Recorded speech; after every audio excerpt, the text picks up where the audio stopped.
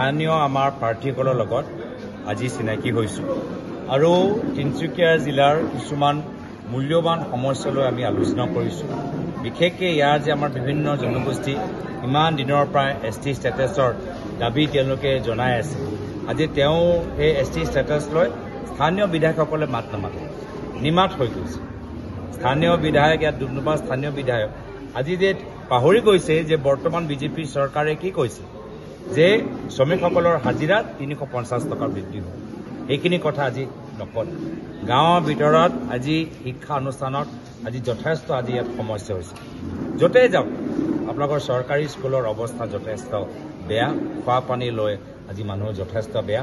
তো সেইকাৰণে মানুহে বুজি পাই গৈছে যে বিজেপিয়ে যে কৈছে উন্নয়ন কৰিছোঁ আৰু যেতিয়াই ৰাইজে মাত মাতে এই বিজেপি চৰকাৰ তেওঁলোকে যদি হিমন্ত বিশ্ব শৰ্মা ডাঙৰীয়াৰ বিৰুদ্ধে মাত মাতে, মানৱ ডেকা ডাঙৰীয়াৰ বিৰুদ্ধে মাত মাতে, পীযুষ হাজৰিকা ডাঙৰীয়া, জয়ন্ত মল্ল বৰুৱা ডাঙৰীয়া, অশোক সিংহল ডাঙৰীয়াৰ বিৰুদ্ধে মাত মাতে, তেতিয়া চৰকাৰে নিজৰ পুলিচ আৰক্ষীয়ে বা তেওঁলোকে প্ৰশাসনক ব্যৱহাৰ কৰে।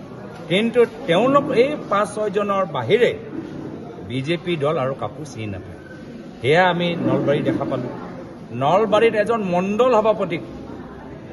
মণ্ডল সভাপতি ৰাজ্যিক বিজেপি সভাপতিক অপমান কৰিছে। এয়া হৈছে বৰ্তমান বিজেপি দলৰ স্থিতি। তেওঁলোকে এই জয়ন্ত মল্ল বৰুৱা ডাঙৰীয়া, পীযুষ হাজৰিকা ডাঙৰীয়া, মানৱ ডেকা ডাঙৰীয়া, অশোক সিংহল ডাঙৰীয়া আৰু হিমন্ত বিশ্ব শৰ্মা ডাঙৰীয়া এই 5-6 জনকে চিনি পায় আৰু বাকী তেওঁলোকে ৰাজ্যিক সভাপতি কোন বা চিনি নাপায় বা চিন্তা নকৰে বা সন্মান নিদিয়ে আৰু আমাৰ তেওঁলোকৰ যিজন তত্ত্বাৱধায়ক তেওঁকো চিনি নাপায়।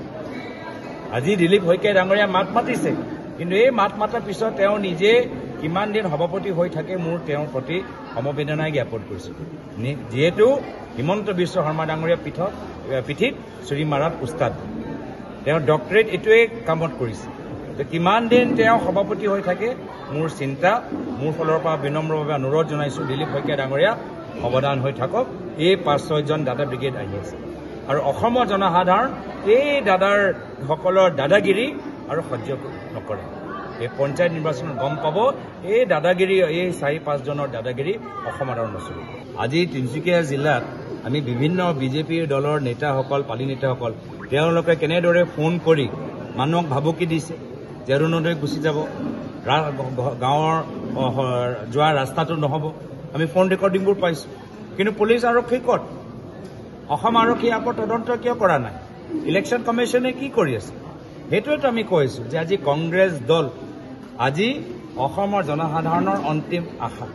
যদি অসমৰ ভিতৰত লোকতন্ত্ৰ বচাব লাগে তেতিয়া কংগ্ৰেছ দলটোক আৰু শক্তিশালী হ'ব লাগিব। আৰু মই বৰ্তমান বিজেপিৰ চৰকাৰক অপেন চেলেঞ্জ দিছোঁ, অপেন চেলেঞ্জ যে আহক পঞ্চায়ত নিৰ্বাচন পুলিচৰ আঁতৰত ৰাখি খেলক।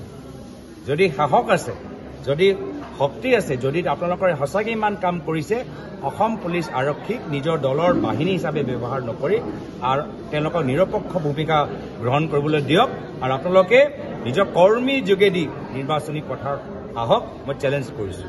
আৰু নিশ্চয় এটা ডাঙৰ ইছ্যু, তেওঁলোকে আজি পাৰ্লামেণ্টৰ ভিতৰতো কাকো নুসুধাকৈ পাৰ্লামেণ্টৰ আমাৰ দলীয় সদনত সন্মুখত যি মহাত্মা গান্ধী প্ৰতিমূৰ্তি তেওঁলোকে উঠাই একদম চুকত তেওঁলোকে থৈ দিলে আৰু আজিও তেওঁলোকে সেইখিনি কাম কৰিলে। ক্লক টাৱাৰ বনাওক, আমাৰ ক্লক টাৱাৰলৈ আপত্তি নাই, কিন্তু মহাত্মা গান্ধীৰ প্ৰতিমূৰ্তি এটাহে, প্ৰতিমূৰ্তিৰ লগত সেই স্থানৰ এটা মৰ্যাদা থাকে। মাত্ৰ প্ৰতিমূৰ্তি ক'লে নহ'ব, সেই প্ৰতিমূৰ্তি যি স্থানত আছে সেই স্থানৰ এটা মৰ্যাদা আছে আৰু যিহেতু মহাত্মা গান্ধীৰ প্ৰতিমূৰ্তিৰ স্থান তাৰ এটা পবিত্ৰতাও আছে। সেই পবিত্ৰতা আজি তেওঁলোকে ভংগ কৰিছে আৰু ইয়াৰ তেওঁলোকৰ যে ডাঙৰ যে পাপ কৰিছে তাৰ ফল তেওঁলোকে ভৱিষ্যত পাব। আপুনি বিচৰা বাতৰি পাব কেৱল নিউজ 18 এপত। নিউজ 18 এপ ডাউনলোড কৰিবলৈ স্কেন কৰক এই QR কোড। গুগল প্লে ষ্টৰতো পাব এই নিউজ 18 এপ।